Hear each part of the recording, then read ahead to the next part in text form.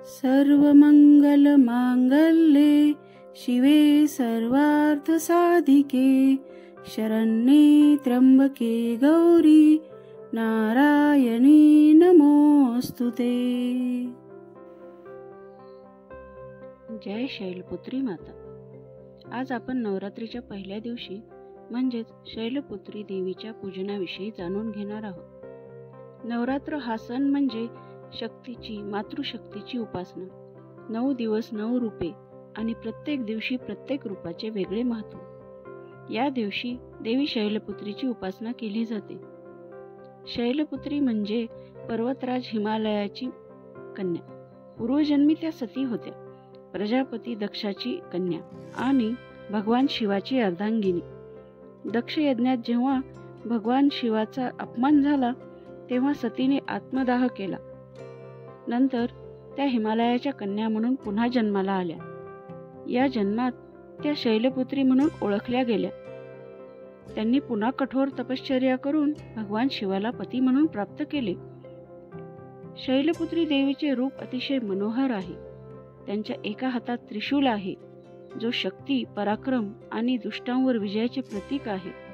दुसऱ्या हातात कमळ आहे, जे शुद्धतेचे आणि भक्तीचे चिन्ह आहे। त्यांचे वाहन नंदी आहे, जो धर्म, बल आणि सत्याचे प्रतीक मानले जाते। नवरात्रीच्या पहिल्या दिवशी घटस्थापना केली जाते। सकाळी लवकर स्नान करून संकल्प केला जातो। देवीला गंध, फुले, धूप, दीप अर्पण केले जातात। लाल व पांढऱ्या फुलांचा विशेषतः उपयोग होतो। या दिवशी साधक उपवास करून फलाहार घेतात। शैलपुत्री देवीच्या पूजनावेळी हा मंत्र जपला जातो। ओम देवी शैलपुत्रे नमः। हा मंत्र उच्चारल्याने मनाला स्थैर्य मिळते, साधनेस पहिली पायरी मिळते।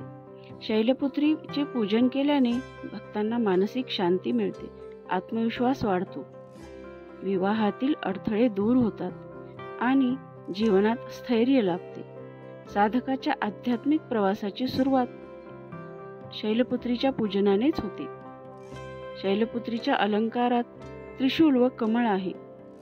पर्वतकन्या असल्याने त्यांच्यात स्थैर्य, धैर्य, अचल श्रद्धा हे गुण दिसतात।